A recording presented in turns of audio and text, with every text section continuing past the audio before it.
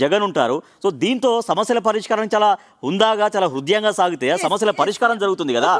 జగన్మోహన్ రెడ్డి అసెంబ్లీకి రాకపోయినా గతంలో ఏదైతే చంద్రబాబు నాయుడు శపథం చేసి వెళ్ళిపోయిన తర్వాత మిగిలినటువంటి ఎమ్మెల్యేలు అసెంబ్లీకి వచ్చారు, మాట్లాడారు. మిగిలినటువంటి 10 మంది ఎమ్మెల్యేలు కూడా అసెంబ్లీకి రావట్లేదు. 10 మంది నియోజకవర్గాలు ఎన్నికైనటువంటి ఎమ్మెల్యేలు కూడా ఉన్నారు. వాళ్ళకి అసెంబ్లీలో మాట్లాడాలి, మా నియోజకవర్గాల సమస్యలు చెప్పాలని ఉంటుంది కదా. మొత్తం 11 మంది మాజీ ముఖ్యమంత్రితో సహా 11 మంది అసెంబ్లీకి గైర్హాజరు అవుతున్నారు. వైఎస్ఆర్ కాంగ్రెస్ పార్టీ అసలు అసెంబ్లీకి రావద్దు అని బ్యాన్ విధించలేదు ఎవరు. కాబట్టి సరే జగన్మోహన్ రెడ్డి అడపదడప వచ్చినప్పటికీ కూడా 10 మంది ఎమ్మెల్యేలు రెగ్యులర్ గా రావచ్చు కదా, వచ్చి అసెంబ్లీలో కూర్చోవచ్చు కదా. సో ఇందాక నుండి మనం హోదా గురించి మాట్లాడుతున్నాం. ఆ హోదా గురించి ఎందుకంత పాకులాడుతున్నారని అనుకుంటున్నాం. సో జగన్ అక్కడ హోదా గురించి పాకులాడట్లేదు.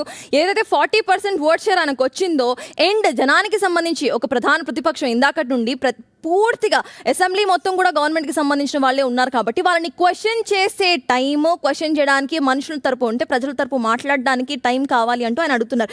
ఇందాక ఇటు అశోక్ చెప్తున్నట్టు మావలంకర్ రూల్. సో దీనికి సంబంధించి ఇదే 10%కి సంబంధించి అయితే అప్పటి డెసిషన్స్, అప్పటి వే ఆఫ్ పాలిటిక్స్, ఇప్పటి వే ఆఫ్ పాలిటిక్స్ చాలా డిఫరెంట్గా ఉన్నాయి. He's the first speaker. ఆ టైంలో ప్రతి ఒక్క చిన్న పార్టీస్ ఏవైతే వాళ్ళందరూ కూడా మాకు ప్రతిపక్ష హోదా కావాలి అంటే అప్పుడు ఆయన అలా అందరికీ ప్రతిపక్ష హోదా ఇవ్వడం కుదరదు.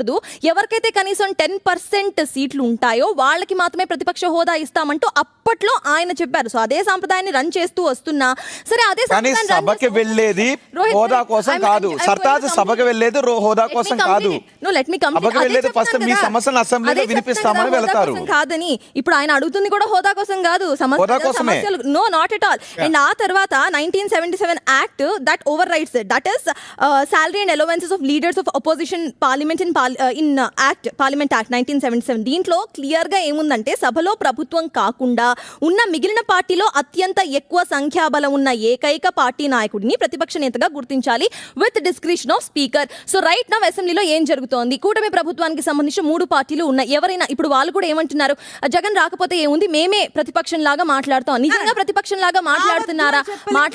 రాకపోతే అనన్నా చేస్తున్నారు. ఇంతకుముందు సర్తాజ్ ఒక పాయింట్ చెప్పావు, ఎందుకు రావట్లేదు, మేము క్వశ్చన్ చేయడానికి మాకు టైం ఇస్తారంటే బయట మీడియా ముందు కూర్చొని ప్రెస్ మీట్ లో కూర్చొని 3-4 గంటలు అనర్ఘలంగా మాట్లాడినా అసెంబ్లీలో మాట్లాడిన దానికి వాల్యుబుల్ ఉంటుంది తప్ప ప్రెస్ మీట్ లో పెట్టి మాట్లాడిన దానికి అంత ప్రజల నుంచి రెస్పాన్స్ ఉండదు, నమ్మకం ఉండదు. అండ్ నెక్స్ట్ టీడీపీ కావచ్చు, జనసేన కావచ్చు, బీజేపీ కావచ్చు, కూటమి గవర్నమెంట్ రండి అంటున్నారు. ఒక్కసారి వస్తే గనుక అటుపక్క నుంచి కూటమి సమయం ఇవ్వకపోయినా ఒకవేళ అవహేళన చేసినా గతంలో అసెంబ్లీలో మనం చాలా సార్లు చూసాం.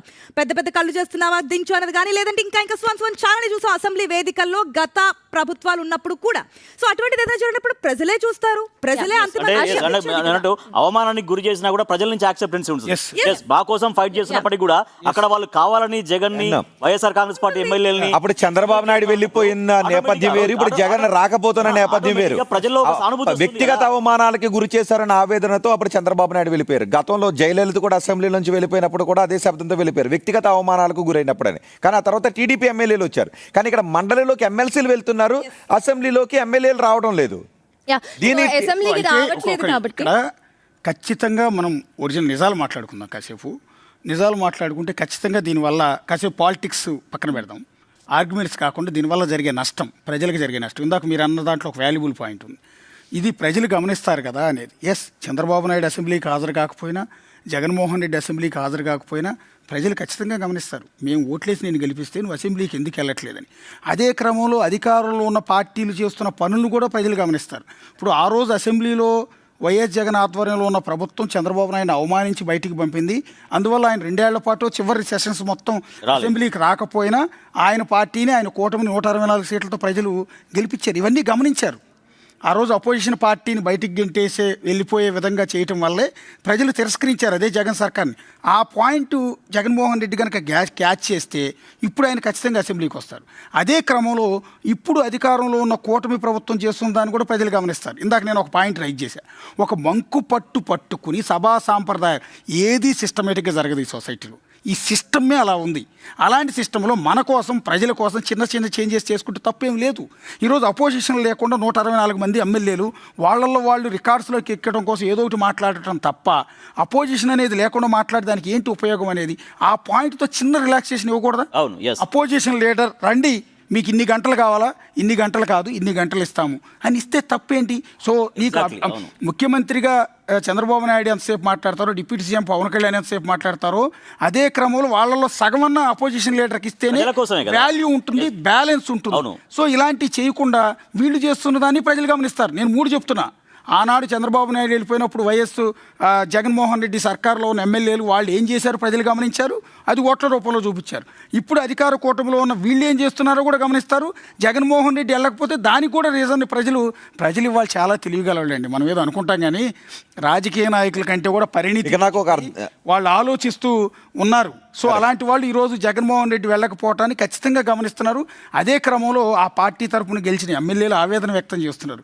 సార్ మీరు రాకపోతే మాకు ఇబ్బంది అవుతుంది అని ఆఫ్ ది రికార్డ్ చెప్తున్నారు ఆ ఎమ్మెల్యేలు. సార్ మేమన్నా వెళ్తాం, కనీసం మేమన్నా వెళ్తాం, మీరు రావద్దు, మేము వెళ్తాం. ఎందుకంటే ప్రజలకు సమాధానం చెప్పలేని పరిస్థితి వస్తుంది. మమ్మల్ని అవమానించినా సరే మేము అసెంబ్లీకి వెళ్తామని వాళ్ళు అడుగుతున్నారు. అందువల్లే ఈ అసెంబ్లీ సెషన్కి బహుశా